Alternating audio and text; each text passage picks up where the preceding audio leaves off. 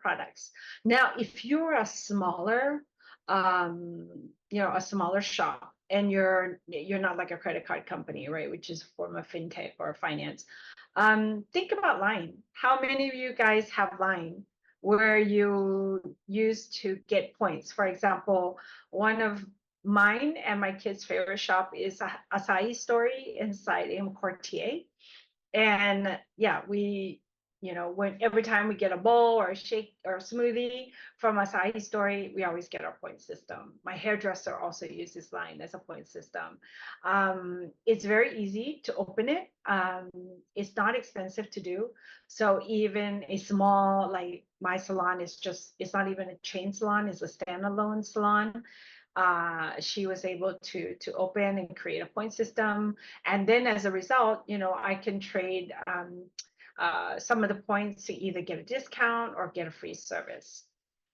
Another one is referral programs. I think I touched on this a little bit earlier. So you can either refer friends and family.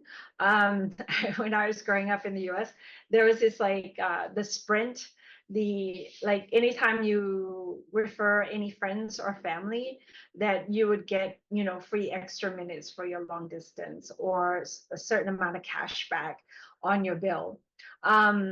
So these referral systems, they don't have to be complicated. You can, give them, well, you could assign codes like arbitrary, right? Or you can buy into a system to do these kinds of things. I'm sure that when you bought stuff on Shopee and Lazada, they ask you if you have a code, to put in. If you're a shop yourself, you could also give out those codes like to first-time buyers, but not, people who bought from your shop before. So, and then that code could have been given to the customer for them to then share with their friends and family. So that's a way to incentivize and then track who's given out the code, and then they get the benefit. Okay. Referred discount can work pretty much the same way. Personalized experiences. So there could be, as I mentioned earlier about Alex Hormozi. So, you can have a general access. The general access could be a meet and greet that you do online, but then maybe there's a private event, for the meet and greet. So then that becomes more personalized.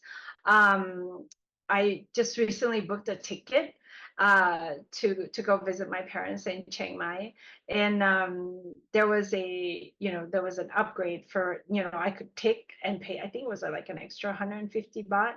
But if I have enough points, I could have traded like my points to do like, priority check-in, this kind of thing. So priority check-in and priority booking for me is a very similar.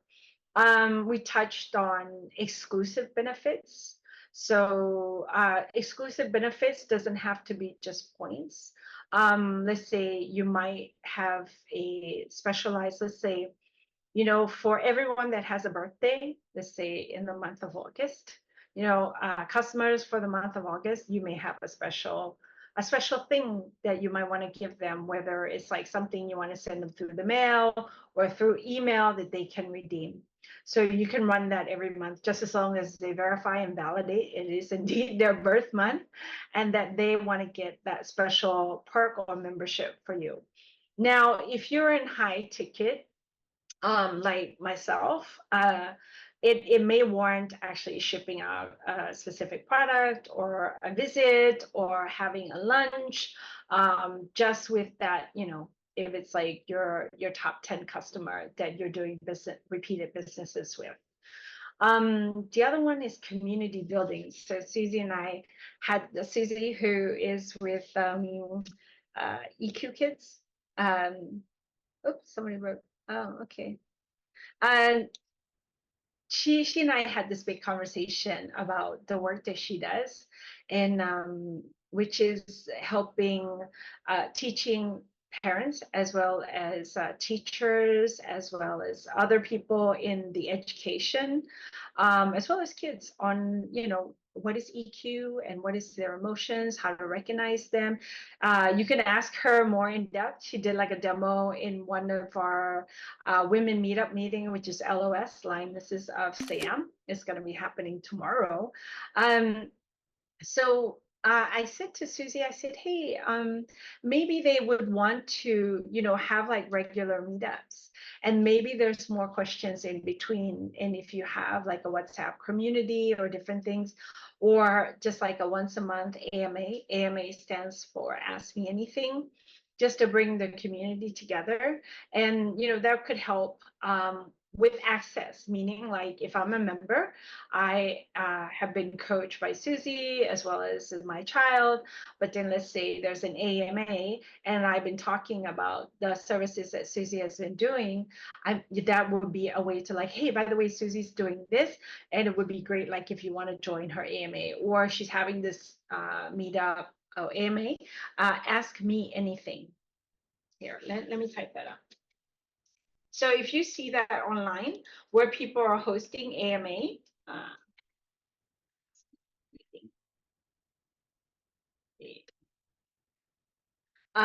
so usually people in particular fields will do that. And it's just, and because otherwise you get a lot of random questions and you're answering them all the time, and it could be a bit time consuming. So you see like these retention and loyalty programs all around us.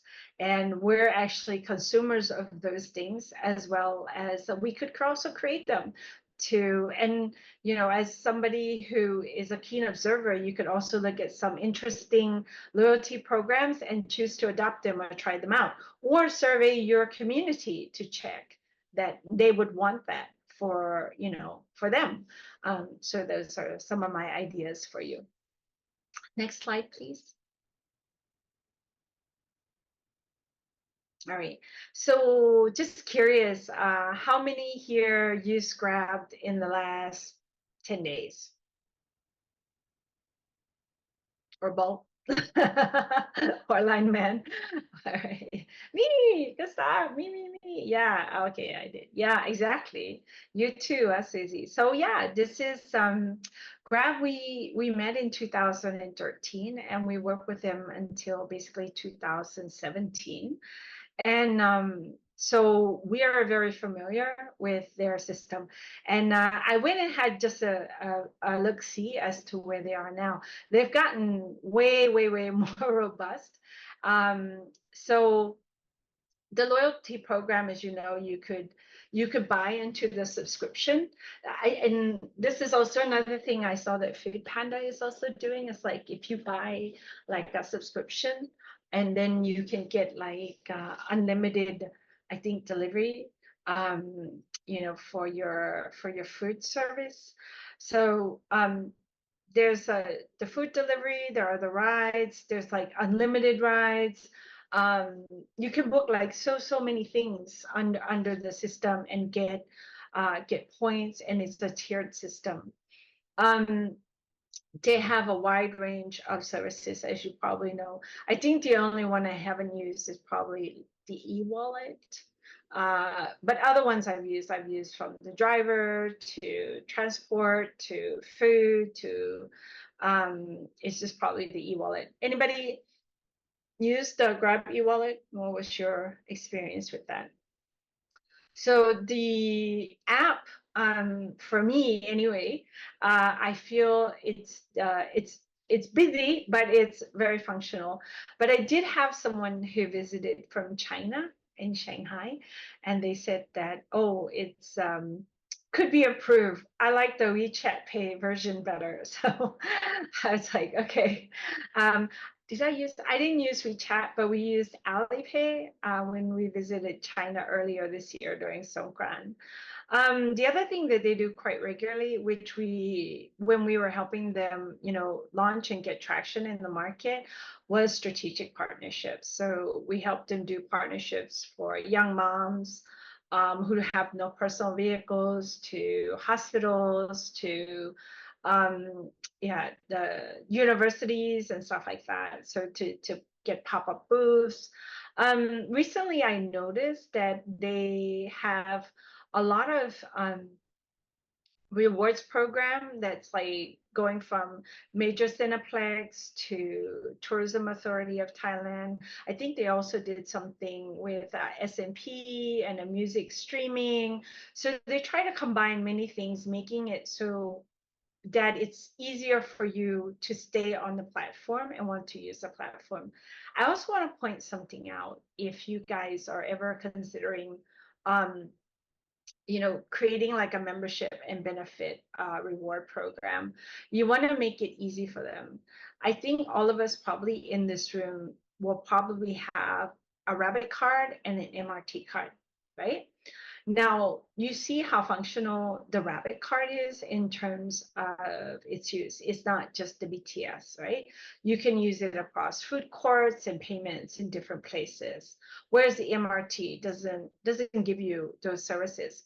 So the more one of the principles of loyalty and CRM that we want to do is like make the program create the program so that it has a lot of utility, meaning that, although this card is in my wallet, it has so many multiple use. Cards that don't have multiple use for me, for example, like the IKEA card, I can only use it at IKEA. I actually just have a picture of this card when I go to IKEA because it's, there's no need to like lug it around. I can just have a picture of it and it still scans. So whatever program that you're wanting to build, if you can make it, multifunctional, having a lot of utility, it's gonna get good word of mouth and it's gonna get used. Um, I remember, I'm not going to mention the brand of this clinic that I had been to, but they had given me a reward program. But all of them were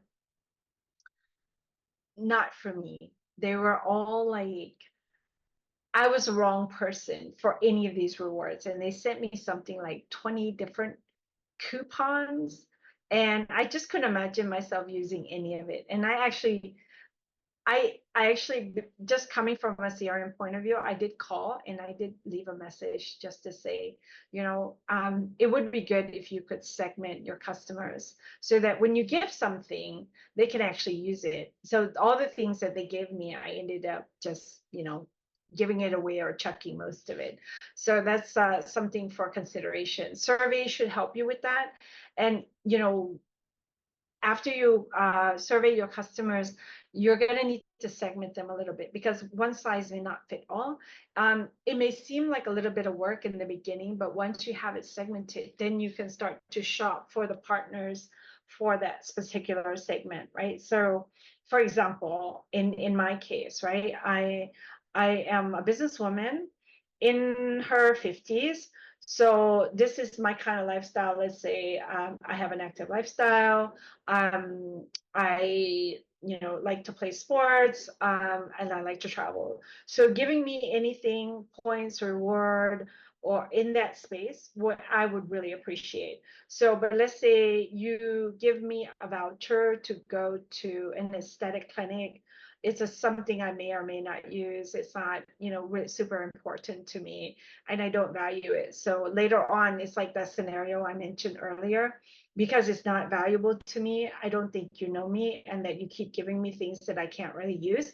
Then I may feel like, oh, this brand and business doesn't really care that much about me, or the loyalty program doesn't really suit me. So I can do one or two things. Either I'm going to give them that feedback, or I can vote with my feet, right? Some customers do. And I'm sure you and I have both done it.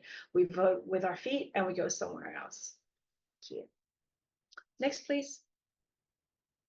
Okay, so that was an app. This is an app plus brick and mortar from the US. And I just recently came across this, and apparently it was a multi-billion-dollar acquisition. Amazon buying out Whole Foods. I was actually listening to a podcast and it came through. So for those of you who are, from the US or who have lived in the US, you might have come across both of these brands already. So coming together really is very much of our powerhouse. So with Prime, Prime is about delivery. So it's making sure that you can get things efficiently for any orders over $35. And then, of course, as a Whole Food member, you can have like access to a lot of things that are online through Amazon. And then credit card, I don't think I need to mention it again. We already touched on the credit card bit. And then, of course, coupons and deals. You can get codes and different things. And Amazon, I noticed they do a really good at segmenting because I visit, maybe just annually. And then when I get on their platform, they always remember what I looked at last. And if, the prices change or there's an offer or coupon or something like that, they make sure that I see it. They also, if you're a Prime member, there is the fast checkout. There's, Prime pickup around USA for any online orders. Next, please. All right. So yeah, they link both of, like Whole Food customers to the Amazon Prime. As you can imagine, they're, sitting on a big bulk of data here where they can segment properly. And I know for some of you that it might be over the top for your business and something you might not go into. And who knows, based on how fast AI is perforating now, it's possible that something like the equivalent like AI could be added to something like Shopify, and it could help you to segment the buyers right in your Shopify shop. And then you can actually use that information, whether it goes into your CRM. Oh, okay. Oh, dropped. You can use either like a Zapier or something like a Zapier to tie in from your Shopify AI segmentation into, a CRM software, and that could be HubSpot or something else like it. And then it's easy to segment. So it just sounds big right now because, in the past it was very much only big businesses were doing it, but I think more and more these type of software are becoming available for the solopreneur and the micro SMEs. Yeah. So yeah, the benefits of these relationship is, of course, increasing loyalty, more purchases, omni-channel. It doesn't matter if you're showing up in. If you never heard any of these terminology, please feel free to ask me in the chat. I live in the world of marketing quite a bit, and I get lost in my own little world. So if I say anything that you may not know, just ask me. I'm happy to explain them. And yeah, so it leverages on both of these customer database, Amazon as well as Whole Foods. Next slide, please. All right, so that's my walkthrough. It was to ask you questions, to give you some basics about some loyalty and retention programs that you could consider. And then taking you through a couple of case studies on how they're used. And then now we're going to open up the floors to some questions. So feel free, if you guys are recording brave. Stopped. Yeah, if you're feeling brave, you can open your mic and your camera and ask. Or if you're not in the situation where you could just type something in the chat and I'll read it. And do my best to answer.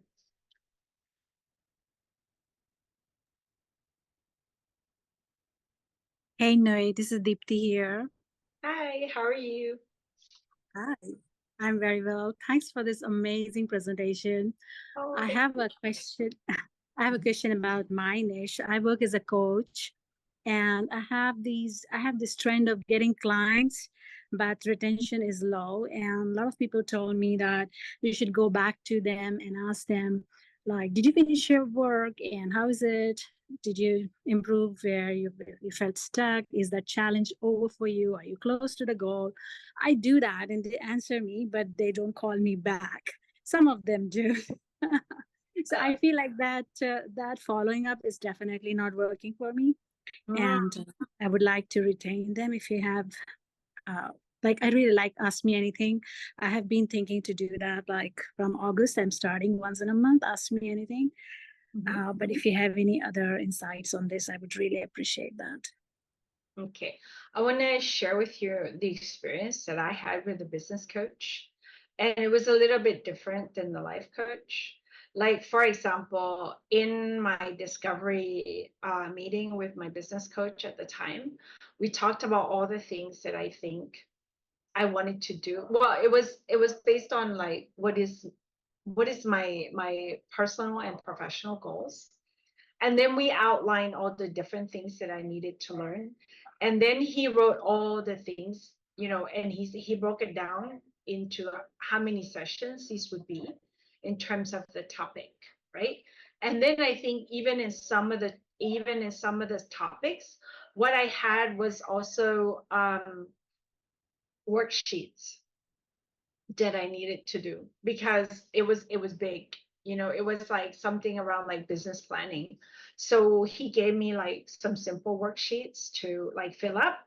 And then by the time I got to the session, um, but he did ask me like after that first meeting where I told you we did the outline, he said, "Can you commit to this?" Like, and he told me what would be the budget and how many sessions these would be. So, but because I really wanted to learn and I needed it to be on my own time where I couldn't be joining like a class or in a group setting, and I felt, yeah, and he told me what the budget would be for me to commit to that, then yeah, it was a sign up.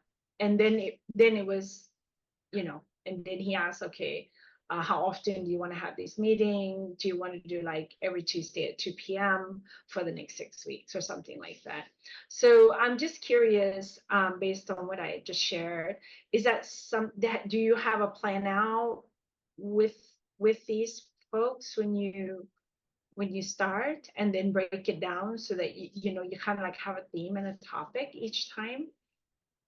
Yeah, I do have, but I feel like as you elaborated, I feel there are two kinds of client, one who are committed and one who are not.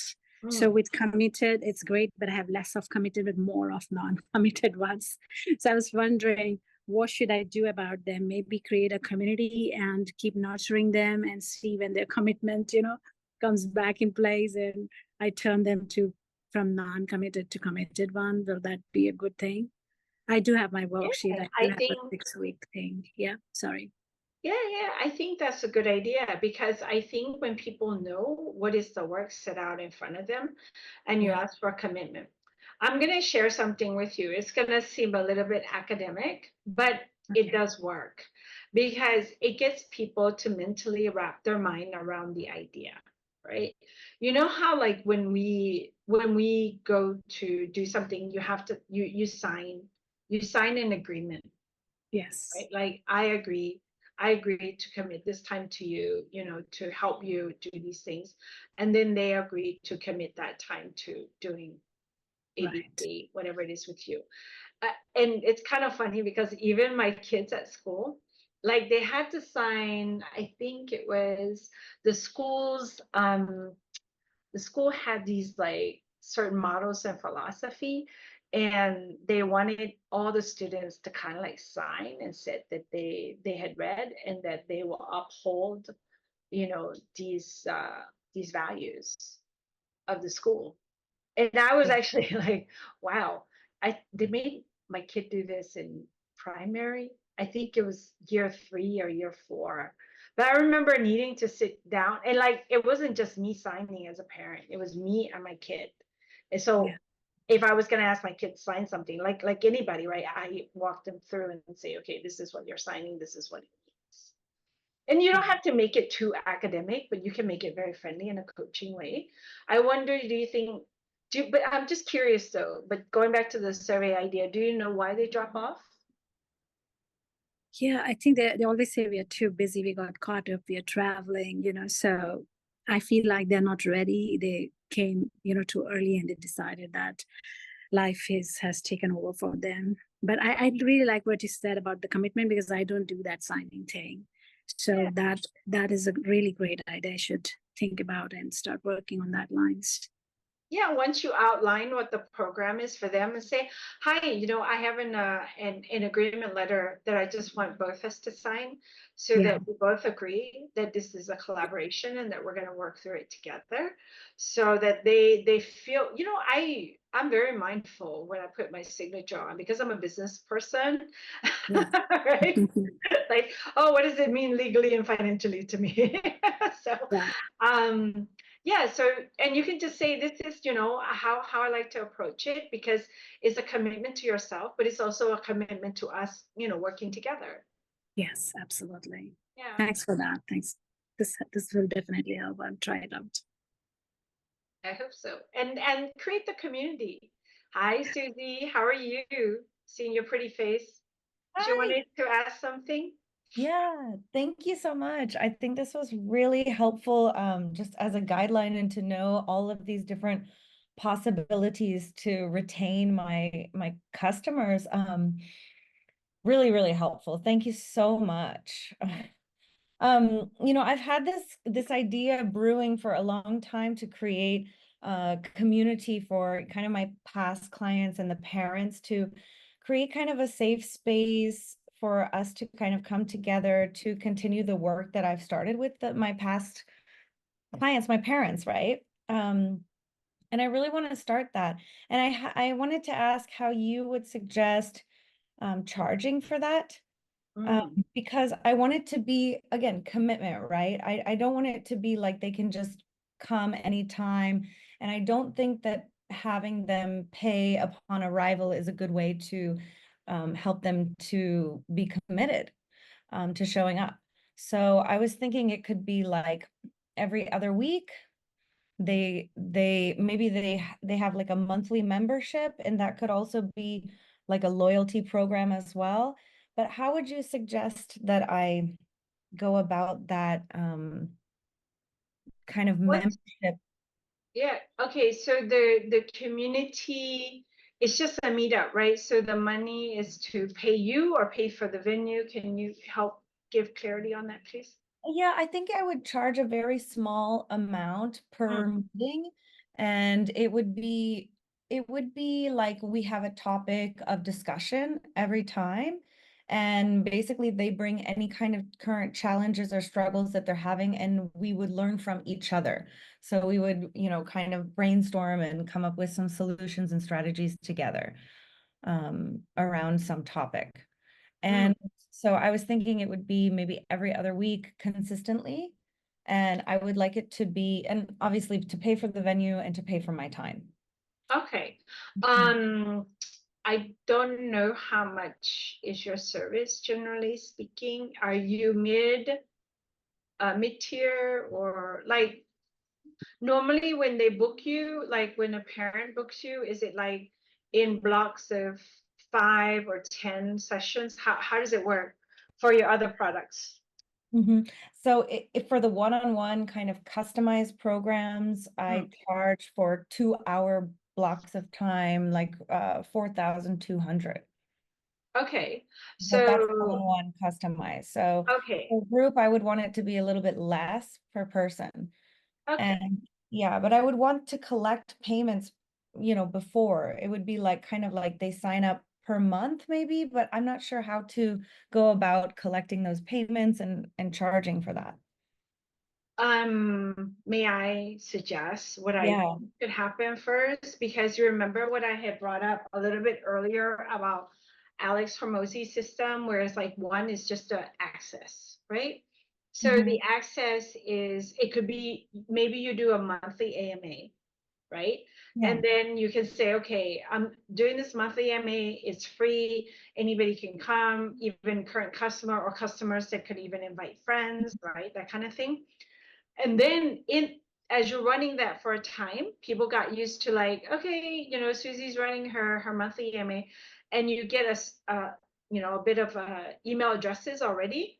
Then Yeah. what you want to do now is like, okay, I'm gonna start my small group of meetup every 2 weeks, right? Because once you get people already committed to coming to join you, and you Yeah. can structure your AMA on different things, right? You can Okay. structure it around like, EQ around like education, EQs around relationship with teachers or mentors, or relationship like personal relationships like family Mhm. members and stuff like that, or friends, right?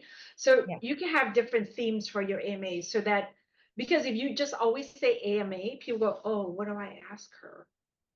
Do you see what I mean? Yeah. No, I have lots of ideas of things that we could discuss. Yeah, but you want to theme them, because then as different themes, because people will remember conversations they had with families or friends or other or colleagues, right? They had in the office. Mm. Okay. So, and if I have a colleague who's having a child who has interpersonal issues at school, right? Mhm. Then I'll go, hey, you got to join Susie's AMA, because this is your opportunity to just meet her. And it could just be online. It doesn't have to be in person.